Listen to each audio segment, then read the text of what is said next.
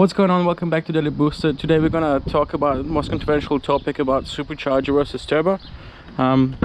So this car is turbo. I'm just gonna start it up for you so you can have a listen. Keep the door open for that great sound. Here we go.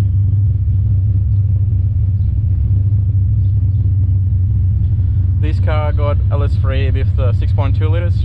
It had a lot of work done to it.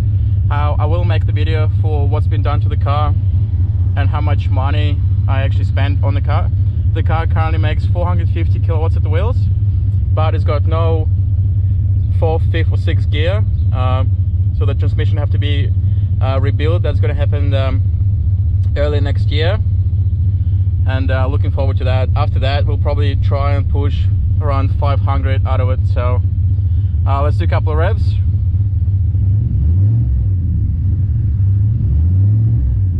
As you can tell, my neighbors are really big fan of my car because obviously they love listening to all these loud noises. However, because transmission is all buggered, I don't drive that thing almost at all, so it's only got 1, 2 and 3. That's all you need. Alright, so let's pop the bonnet, have a quick gaze at that.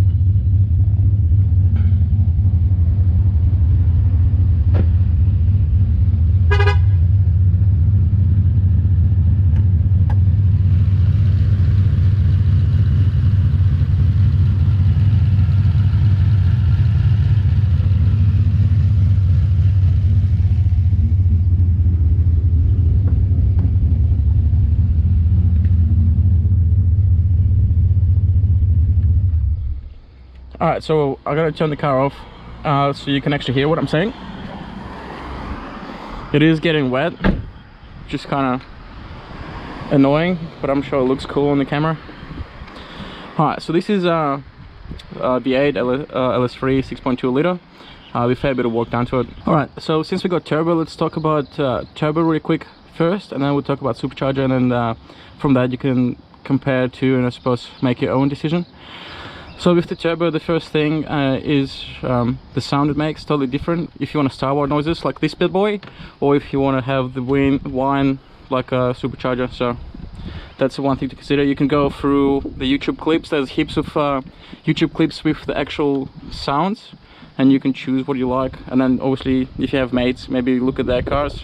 You can have the blow-off valve, so it won't flutter as much, but then again, because it doesn't have much pressure, this car flutters around 3,000, just under 3,000 revs, around 60-70 kilometers an hour, so you can actually make it flutter in the right rev range. Otherwise they just do the blow-off valve, so noises. So noise, it could be the big difference. If you don't like the whine from the supercharger, turbo is probably the way to go, or if you want, you know, if you do like the whine, supercharger could be the way to go as well. The big things with the turbo and superchargers, as you can see, there's a lot of piping there underneath the engine there, so all this hot exhaust obviously going to go around the engine, so the car doesn't get too hot. It's all wrapped around, which is not too bad. But the first thing you have to consider is how much space do you have.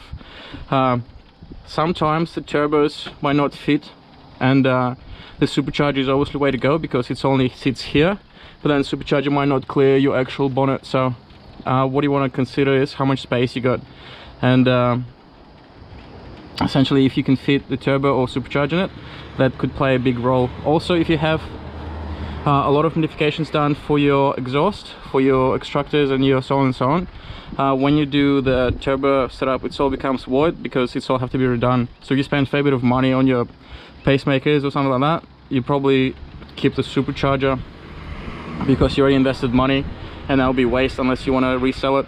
You could upgrade the manifold as well with the turbo. The stock manifold is only good for like 20 psi, but that's still pretty good. It is expensive to upgrade, and then obviously if you go on supercharger, you don't have to worry about that at all. So so the heat is the first issue. The second one is, some people say lug, but then again, this is not a 4-cylinder 2-liter kind of car. This is a V8. It's already have a fair bit of power on the pickup, especially with the stall converter. The stall converter is around 3000 stall, so you can imagine you can actually launch this thing pretty hard, and it's already got too much power to put down on the road anyway, so you wouldn't worry about the lug anyway. So that's one of the bonuses for this car as well, having a V8 with the turbo. When it comes to the placement of the turbo, some engine bays could be a little bit tight. As you can see, the light here had to be chopped to get the filter on, but that's not too bad. If you go twin turbo setup, for example, you might lose aircon because these cars don't really have much space whatsoever. So as you can see, it's already pretty tight with your excess coolant reservoir just over there, your catch can, and so on and so on. The only space I really have is a little bit of here, and just down there everything else is chocker blocks. Another thing with the turbo, because it uses exhaust, it actually does not waste any power from the engine on the belt or anything like that, and all the power you make is essentially free from the wasted exhaust, which is not too bad. So fuel efficiency, if you drive like a sane person, it's actually not too bad. This car can sit on a highway around 10 liters per 100, which is pretty good, whereas Supercharger will probably struggle to do that. Another thing with the turbo, it's got an oil line, so this oil line runs all the way from the engine into the actual turbo to cool everything down, and then there's got the waste line back into the sump. So your sump have to be modified. You either have to drill it or make some sort of bracket to get that oil line back in, and then obviously if you lose the pressure, the turbo will just seize up and wreck your day. So that's pretty important. Some people say that you could have the actual creep boost after you stop accelerating. I haven't had that at all. I think once I get the foot off the accelerator, it just drops all the pressure, so I haven't really had this issue. I think it could be more of the tuning issue than actual setup, but yeah, never experienced that before. And obviously the car has been done pretty well. It's got all the right sensors for the oxygen and everything else. It's got pretty good tune. The only problem is, as I said, the transmission is couldn't handle the power. So the Supercharger is obviously totally different. It makes fair bit of whine noise, and you can actually make it sound really good. A lot of stock Superchargers, like LSA Superchargers on really low boost from the factory, doesn't really sound mean like you could make it Supercharger under 10 or 12 psi boost, but you know, it is what it is. The Supercharger is really compact. You can get them right here. There's a fair bit of room, as you can see. However, if you get 2650 or whatever there, they could struggle with the actual space. So straight up with the Superchargers, the Supercharger will sit on the top, or you can get the Vortex one on the side, and I will have a belt driven from the crankshaft. So the crankshaft will automatically get a load to actually spin the Supercharger, and you will lose a little bit of power, but then you lose power to make power, which is fine. However, it will create extra fuel usage. With the Superchargers, because they're very compact, you could have interchillers and stuff like that on them. There's a fair bit of room. Your car won't be as hot because you don't have all the pipes running around, and then obviously if you have your modified extractors, they're just gonna stay where they are, because all it is just air intake through the Supercharger and pushing air into your engine, and then obviously your exhaust is exactly the same. The Supercharger doesn't have any specific negatives. Most of it is really good, except the actually using more fuel. I think Supercharger and turbo is pretty specific to the car. If you have automatic car, it would make more sense to have turbo, because once you create the boost will stay on through all your gears. So once you get to your 10 psi or whatever, you'll maintain that all the way through till you let off your accelerator. Whereas with the Supercharger, once you change gears, I believe it still changes the speed of your rev limiter. Because of that, Supercharger will spin faster or slower, and obviously that will affect the boost range and stuff like that. I'm not really sure, you have to check into it, but I think with automatic, turbo is definitely the way to go, and then Supercharger is more for your manual and for funds. The Supercharger is really linear. If you look at all the dyno sheets, you can see this Supercharger is mainly like a straight line, whereas turbo spikes around your, you know, 3,500, 4,000, maybe less, and then just maintains that. So it has got a little bit of the jump in power, which is not as predictable. When it comes to all the boost stuff, it is important to actually modify stuff on the inside.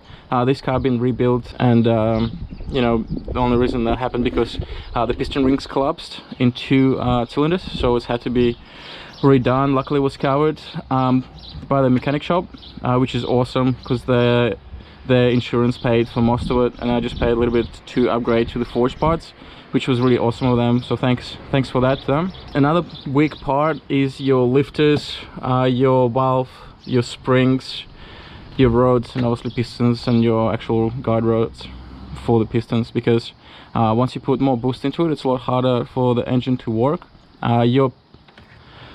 Your valves, if they're not solid, they can actually collapse and destroy your engine. That happened to one of the guys I talked to with the Supercharger. He was driving it back home from the shop, and because he was from different city, the engine maybe got too hot or whatever happened, and actual valve just collapsed and wrecked his engine, so he had to rebuild it. Another thing is lifters. Lifters can shoot through your engine. That's not a good thing. If you're doing your cam, probably is a good thing to do lifters as well. There's a lot of little things with the engines when it comes to putting turbo in it. It's definitely not as easy. The next video, because I'm going to talk specifically to this setup and how it works, how much it costs, it's going to be a lot more detailed, and you probably can pick up more information from that. However, I think that's good enough for now. I'll just do the start for the car for the exhaust to have a listen, and that's it, guys. Thanks for checking it out. I hope you give us a like, subscribe, and all this good stuff. If you got any more questions, give us a comment. I'll definitely be active and try and answer it.